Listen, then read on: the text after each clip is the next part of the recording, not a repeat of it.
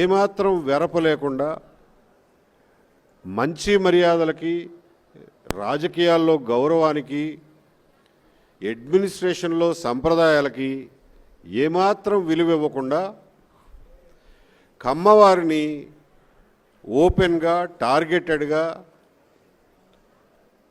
వాళ్ళని అణిచివేత ఒక యుద్ధ కార్యక్రమంలాగా యుద్ధం ప్రకటించారు.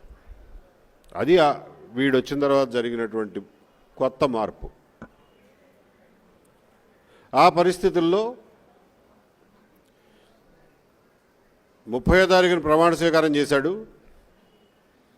అదే రోజు రాత్రి వాడు ఇచ్చిన రెండో జీవో నా ట్రాన్స్ఫర్ చేశాడు, కానీ పోస్టింగ్ ఇవ్వడు. సో 8 నెలల పాటు పోస్టింగ్ లేదు, జీతం లేదు. సరే, బ్యాంకులో ఎంతో కొంత సేవింగ్స్ ఉంటాయి కాబట్టి నడిచిపోయింది. అప్పటికీ కూడా నేనేం కొట్లాడలా, నేనేమి ఎవరితోనూ పోట్లాడలా.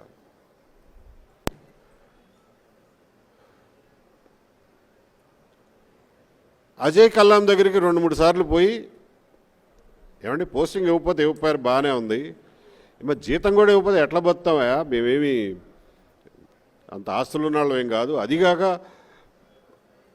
రోజువారీ ఖర్చులు జీతాలు వస్తే కానీ నడవు అని చెప్పంటే ఆయన కూడా ఒక కాగితం పెట్టండి చూద్దాం అన్నాడు. కాగితం పెడితే గవర్నమెంట్ ఫైల్ కదులుతుంది, ఏ కాగితం లేకపోతే ఎవడు చెప్పినా ఎవడు వినడు, నోటి మాట ద్వారా చెప్తే అన్నాడు. ఆయన చెప్పాడు కదా అని చెప్పి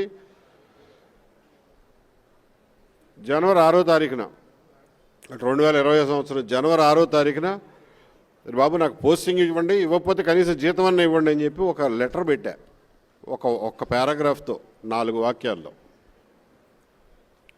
ఏమి స్పందన లేదు. సరేలే, కొత్త సంవత్సరం పండుగలో ఉన్నారో, తర్వాత సంక్రాంతి గొడవల్లో ఉన్నారో అని ఒక 20 రోజులు ఆగి మళ్ళా 28వ తారీఖున మళ్ళీ ఒక రిమైండర్ పెట్టా. అంతవరకే, నేనేమి కొట్లాడలా ఎవరితోనూ. వారం రోజులు తిరగకుండా సస్పెన్షన్ ఆర్డర్ చేతిలో పెట్టారు. అంటే ఏంటన్నమాట, వాళ్ళ ఉద్దేశం ఏంటంటే, నువ్వు జీతం అడిగే సాహసం చేస్తావా, కాగితం ఇన్ రైటింగ్ మమ్మల్ని కాగితం పెట్టి మాకు జీతం ఇమ్మని చెప్పి అడుగుతావా అనే అహంకార ధోరణిలో ఉన్న ప్రభుత్వం ఆ రోజున. మీకు సందర్భం చెప్తున్నాను, ఎందుకంటే నాకు కూడా ఒక రకంగా కొన్నిసార్లు ఆలోచిస్తే చిన్నతనంగా అనిపిస్తుంది. ప్రభుత్వోద్యోగులం, ప్రభుత్వం మీద ఇంతలా కొట్లాడడం ఏంట్రా బాబు, ఆ అవసరం ఎందుకు కలిగిందా అని చెప్పి కొన్నిసార్లు బాధ కలుగుతూ ఉంటుంది. సస్పెండ్ చేశాడు. సరే, సస్పెండ్ చేస్తే దాంట్లో ఏం కాగితం ఉందో అది ఒక అధికారిక ప్రాసెస్. సస్పెండ్ చేస్తే అరే బాబు నీ మీద ఈ అభియోగాలు ఉన్నాయి చెప్పాలి. ఏమీ చెప్పకుండా 2 ముక్కల్లో you are placed under suspension. నన్ను ఎందుకు సస్పెండ్ చేశారో తెలుసుకోవడానికి నేను కోర్టుకు పోవాల్సి వచ్చింది. కారణాలు చెప్పండి రా బాబు అని. ఇది ఒక పక్కన నలుగుతూ ఉండగా బయట రాజకీయ వాతావరణంలో చూసాం మనందరం. ఒక తుచ్చుడు,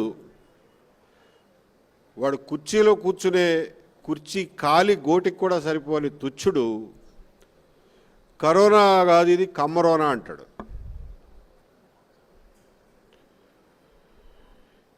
ఇంకొకటి చీఫ్ మినిస్టర్ చైర్లో కూర్చున్న వెధవ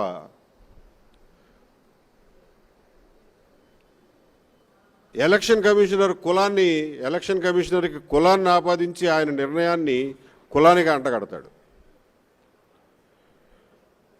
మళ్ళీ వాడే అదే నోటితో వ్యాక్సిన్ కనిపెడితే ఆ వ్యాక్సిన్కి కూడా కులాన్ని అంటగడతాడు. ఒక క్రికెటర్ని తీసుకొచ్చి నాకు సెలక్షన్ రావడానికి కమ్మోడు కారణం, వాడు సెలెక్టర్గా ఉండటం వల్ల నేను టెస్ట్ సిరీస్కి ఆడలేకపోయానని చెప్పి వాడితో చెప్పిస్తాడు. Which is completely false. అందులో ఏమన్నా నిజం ఉంటే అనుకోవచ్చు, విచ్ ఈస్ కంప్లీట్లీ ఫాల్స్. ఆ వాతావరణంలో మనం ఆ రోజున బ్రతికాం.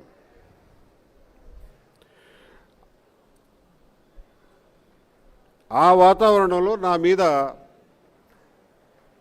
ఒక లేనిపోయిన నింద వేయడమే కాకుండా నేను ఏ విలువల కోసమైతే కట్టుబడి 30 సంవత్సరాలు ఉద్యోగం చేశానో ఆ విలువలనే టార్గెట్ చేశాడు.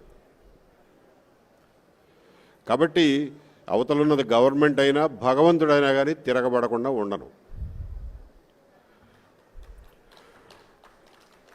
ఆ పరిస్థితుల్లో తిరగబడాల్సి వచ్చింది. నాకున్న ఒకే ఒక మార్గం కోర్టు, న్యాయ ప్రక్రియ. కాబట్టి దాని ద్వారానే పోయాను. మా లాయర్ల మంచితనం, వాళ్ళు పడిన కష్టం వల్ల నా వాదన చెప్పుకోవడానికి వీలు పడింది.